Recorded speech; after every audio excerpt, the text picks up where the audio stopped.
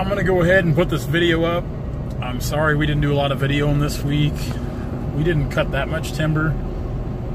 This week should be better. I'll try to do more video. And then there was a couple days I started the video and I just never could get something quite put together to make a good full video. I made some short clips. Like I said, I would get, a lot of days I get sidetracked, or I get to talking to somebody, or I'd forget my phone, or I'd get to doing something, and I just, some days it's hard to piece together a video, it really is. But enjoy today's video. It's just kind of a ride through the country. Going to this next job will be kind of, this 548D will spend the rest of its summer there, part of the fall, until we move out from hunting season. So enjoy today's video, either today or tomorrow. I'm gonna move the other 548D to El Dorado Springs to start cutting walnut next week. I know, more walnut. It's all we ever cut. Have no fear. On this job we moved to today, we'll cut a lot of river bottom type stuff. Pecan, sycamore, ash, maple, a little bit of hickory, some walnut, not too much, some cottonwood, bur oak, did I say bur oak? Bur oak, water oak, swamp oak, whatever you want to call it. So, heat of summer's on. It rained quite a bit up here today. It's dry as a bone here. I'm getting ready to go through El Dorado. I'm headed back to Stockton now, but it's dry as a bone here. But it rained about 1 inch in 15 minutes up there, they said. So crazy amount of rainfall. Crazy. Enjoy today's video. Be sure to follow us on all of our social outlets, Turner Logging LLC at Instagram, Facebook. Of course, like and subscribe. Follow us here on YouTube for all the videos that we sometimes post and do not post. It's a great way to waste your day or waste time watching me babble on to be an idiot. So, now we got that out of the way. Guys, enjoy the video. We'll see you probably tomorrow. Probably, maybe, don't know, could be. Be sure to go over to Logger Threads, check out everything we're doing there. The new High-Vis shirt should be in this week, we think. They'll be shipping out. Everybody's got pre-orders out from High-Vis. So, there's that. Enjoy the video. See you later. Saturday morning. Just got done eating breakfast and drinking coffee with all the old geezers. Just kind of watch their car. Kind of my thing. I like to go in there and talk, and always, of course, I've grown up around those old guys and those coffee shops all my life. I was pretty much raised in them, and it's kind of weird, you know. I'm only 33, but a lot of times I feel like those guys are up in their 70s or 80s, or I've got more friends that are that age than I do friends that are my own age.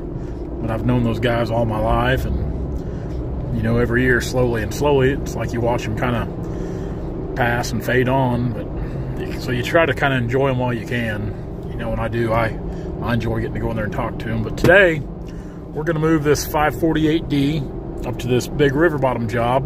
And if you guys remember back, guys that follow and watch the channel regularly, back in January, when we looked at the big track of river bottom timber up on the Osage, Bates County, Maridazine rivers, this is the track we're moving to. We're going to move up to it, and we'll, honestly, and I've even told them, for what they're wanting to do in the time frame they're giving us, probably 3 years off and on, because we've only got a certain window to work in the summer months, because that's owned by a hunting club. So of course in the fall they're bow hunting, they're rifle hunting, then you know they've got duck season, they flood all the duck ponds up there. So we've got a window where we can work, and it's mainly summer months, and it's great summertime work. It really is. That's the reason I wanted it, because it's guaranteed summer work.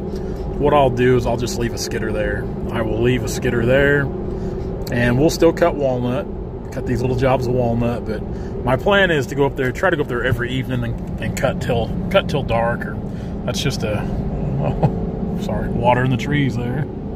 But yeah, just go up there and cut till evening, and try to get 3 or 4 loads out a week, maybe 5.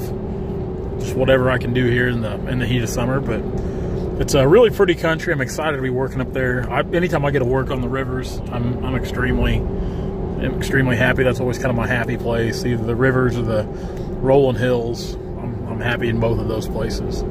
So we're already hooked up and loaded, so let's get on the road. They've gotten quite a bit of rain right here recently. I haven't hit any heavy rain. I've hit some sprinkles, but it's they've got some heavy rain in here. Now, to me, this is just beautiful country up here. When you get north of the Osage River, from here on north, I absolutely love logging up here. Love getting to cut up here in this area. There are just some big, beautiful farms up here. And it seems like if back in Stockton, where I'm from, where I live, you know, on south of there, it's a lot of oak and walnut. Of course, more oak than walnut, but we have a lot of walnut. But you get up here, it seems like there's a lot more what I like to call kind of swamp wood, softwood, a lot of ash, maple, sycamore, water oak. There's some walnut up here, but this is big farm country up here. And from here on north, the farms start getting really big. Like that's all wheat right out there. Of course, there's a lot of hay and cattle up here like home, but there's a lot of big row crop operations up here.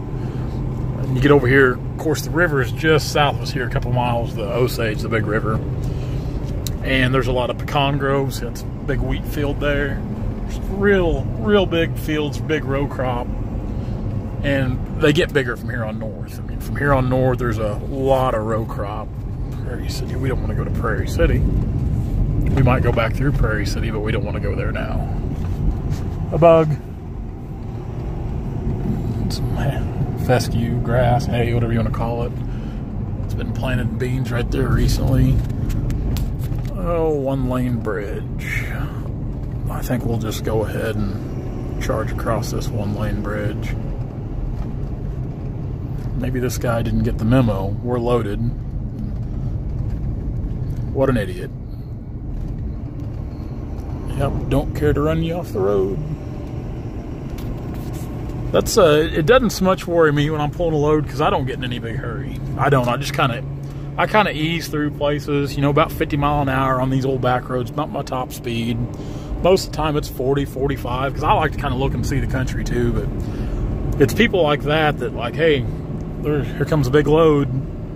We better try to beat into the one-lane bridge because it's a lot easier for us to stop than it is him. But you get used to that stuff, so you just kind of, like I said, if you don't get in any big hurry. Like I said, these trailer brakes on this fennel hits, this electric over hydraulic setup, man, it is the bee's knees.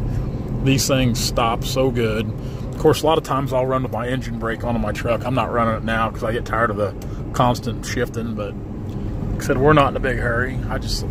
I kind of wanted to come up here today because I liked seeing this is beautiful country. I mean, me and Brandon drives through here a lot too, just because it's to us, it's pretty country. I love seeing all this big farm country up here. And if I had my choice, I would work from here to Harrisonville all the time. That area in between, from 54 Highway north to Harrisonville, I would work that area, just that little area. I absolutely love working in here. Good stuff. A lot of nice homes in here. Just nice community. Everybody I've met up here has been super nice people. A lot of big, beautiful homes. This wheat's really getting a golden yellow right now, and I love this time of year and that wheat's starting to turn like this. So we'll be turning back south here towards Pappensville in just a few minutes. It can't be too much farther up here. This stupid truck not having this navigation really makes me mad because I'm sorry to trade this truck. This isn't half the truck my red truck was. My red truck was such a better truck. But they make more of them, so we got 5,700 miles on the clock. We've had her almost 2 months, so we're not doing too bad on mileage. So we're gonna get ready to turn here because there's the pecan hauling factory over there in the distance. Big pecan country up here. They buy a lot of pecans, grow a lot of pecans up here. Big pecan groves. We cut on a lot of places that got pecan groves. Matter of fact, where we're going, you'll see some pecan groves. Got a car behind me that's wanting to pass. We'll slow down because we're going to turn right here anyway. Then we'll go up here and cross the river. Well, we'll cross two rivers. Beans are really starting to come up good. They've went in there and no-tilled those beans after the corn crop. They're really pretty, really coming up good. Of course, over here, the corn, it's really getting tall. Anymore, it amazes me how fast the corn, it seems like when I was a kid, it seems like corn crop was a big deal. Now, you know, they've got everything, farming's just down to such a science anymore. Anywhere from the fertilizer, to applying the fertilizer, to the different types of fertilizer, the irrigation. Farming is just such a science. And they grow just amazing crops anymore. Their yields are so amazing. I always thought when I was younger, farming's one of those professions I always thought I'd really enjoy. As I got a little older, I learned I didn't even have the money or the family to be in farming. But it seems like in this country here, if you're going to be a farmer, you better be born into it, because you can't afford to buy the land and the equipment. You better have one or the other. See, here's the pecan grove here. This is an old native pecan grove, all those big trees out there. And like I said, we just drove past one of the pecan buying stations up here where they buy a lot of pecans. And some people, that's a pretty good yearly source of income up here. I've talked to some of the clients I've worked on that have pecan groves. It's amazing how much money they make off their pecan trees on a good year, on a good yield. See, pecan trees right here. And they'll come in here and they'll shake these trees with the shakers. Then they've got machines that pick the pecans up. It's a big deal, the pecan harvest over here. The first time I ever come to Papinsville to look at this timber, I was under the impression that, hey, I'm actually going to a little town. I guess in a sense it is, but... And when the gentleman called me up and said, hey, I got some timber I want you to look at in Papinsville. Now, I look at a lot of timber in a lot of different places, but I'd never even heard of Papinsville. Never heard of it. And this is only my second time here. So I gotta try to remember how to get across the river here, because there's a bridge. I think we turn on this street. And they've got a lot of rain up here. Ditch is full of water. Wire in there. Yep, don't worry there, car.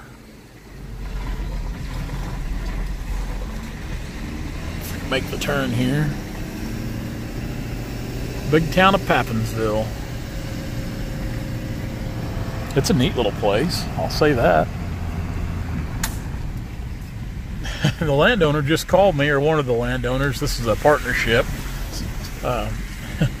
He said he had, I guess, somebody seen me coming down the road with the skidder and called him, knew I was coming.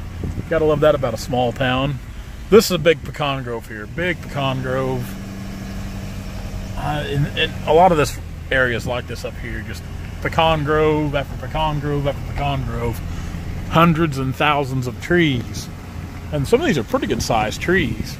And we're actually going to cut some pecan off this job we're moving on up here. I like cutting pecan. We can sell it for hickory, we can sell it for pecan, because, excuse me, the wood looks a lot like a hickory. Anybody that knows cuts a lot of hickory or pecan, it's not a lot of difference in the two woods. I've got all that planted in beans. Now this is kind of like a little island right here we're on. The Maridazine River, the old Maradazine's right here, the old channel. Now the reason I say the old channel, because there's still a lot of water that flows down this river. But this river's real crooked. So years and years ago, and I don't know the complete history on it, they built what they call the Bates County Drainage Ditch. And that was basically to straighten out the Maridazine River, give it a straight shot. And of course the old Maridazine here, the Bates County Drainage, the Osage, they all come together right in here where we're going to be working at. So we're getting ready to cross another big bridge right here onto another island. And when I say big bridges, these are big bridges for what they are.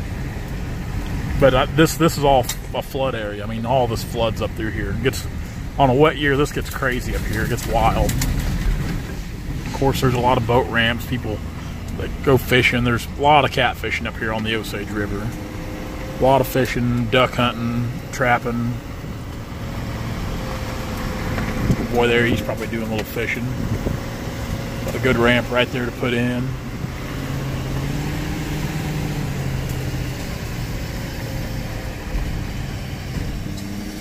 Tall bridge, tall archway bridge.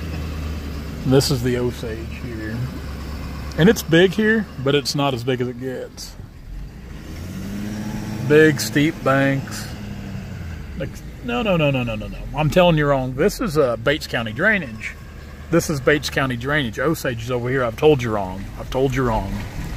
All right, so we just crossed Bates County Drainage. So the Osage is over here. I get confused. I do. Got all this planted in beans. Now today, and that's what the landowner called about, he wanted to know if we were going to do any cutting or just going to unload machines. Today I'm just going to unload this thing. Just going to unload it. I wanted to get it up here, get it kicked off, that way it's ready to go for next week. because, like I said, here until fall we'll be working 2 jobs at once. We'll be working this job constantly, then I'll be bouncing around still cutting walnut. Then I'll be up here most evenings cutting river bottom type timber. They have got some rain because there's water standing in the field. Part of the reason I wanted to bring this skidder up here is it's got these 28L tires on it. Kind of help keep the, if it does get wet, kind of help to keep the machine up a little bit afloat with those wider tires. Yeah, they have got some rain.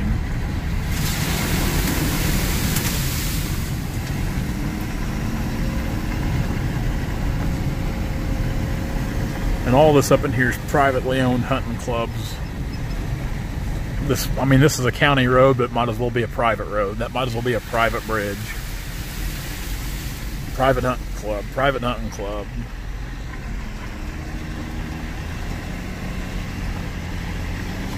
We're here at the very tail end of this road. That's where we're going. I would love to trap up here. And I told, me and Dad were talking about that when we come up here to look at this job. Love to trap up here in the wintertime. Well, I better watch it. I get off on this soft shoulder and that's where we'll be. A lot of big deer up here. Just a lot of game in general. A lot of hunting. A lot of guys from out of Kansas City come down here and hunt. A lot of these hunting clubs, they're pay to play. So you pay to come down here and hunt. And a lot of them are private clubs where they've got some members or shareholders in the club, much like what we're cutting on. And I think that's just pretty cool. I'm not a, when I was younger, I used to like to hunt. Of course, you guys that watch a lot, I used to love to trap. Never was super big on the hunting into things, but I used to go a little bit. But coon hunting and trapping, anything with fur, man, that was my life. And it would be awesome to have a place like this. Even if I didn't hunt, I would just like to have a place like this on the river. I think that'd be so cool. But, you know, this ground up here, I mean, when it, if and when it ever does change hands and change owners, I mean, it sells for millions of dollars just for what it is. This is some of the better hunting ground in Southwest Missouri right here. No matter what you're wanting to hunt, whether it's turkey, deer, duck, you're wanting a predator call, they've got it all right up here. Of course, got these pecan groves. We're back in another pecan grove here. This is a pretty young stand here. A lot of these trees are pretty young.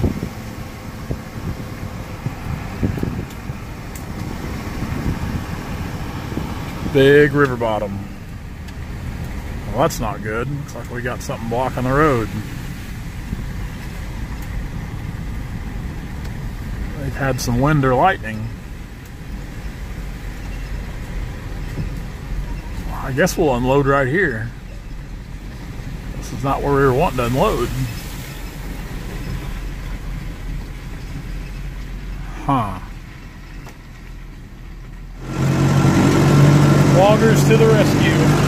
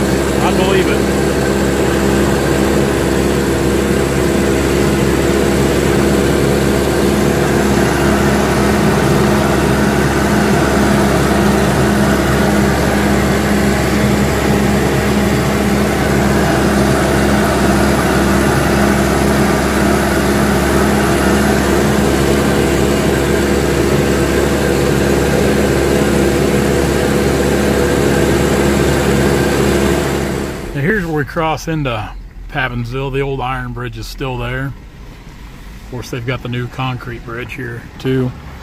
Met some nice guys a minute ago. They actually gave me a ride back to the truck because it was a little further down to where I parked the skidder, and I thought it was going to be about 1.5 miles, and it wouldn't have bothered me to walk, but I sure was going to turn down the ride, especially now that the sun's coming out and it's getting kind of hot here. Well, iron bridge is neat. I'm glad they didn't tear that out. I love to see them old iron bridges still in place. It's just amazing that those things have stood the test of time like they have. Yeah, it's nice to meet some of the neighbors up here and help out getting that tree out of the road. Everybody seemed to appreciate that. I'm sure they could have done it themselves, but having the skidder here and open it up in one pass like that was nice. And we'll get out of here and get pointed home. And tomorrow we'll probably haul another skidder to El Dorado, our other 548D. I think that's what we'll put on the agenda for tomorrow. Shoot, might do it tonight. You never can tell. Might do it yet. Pappensville.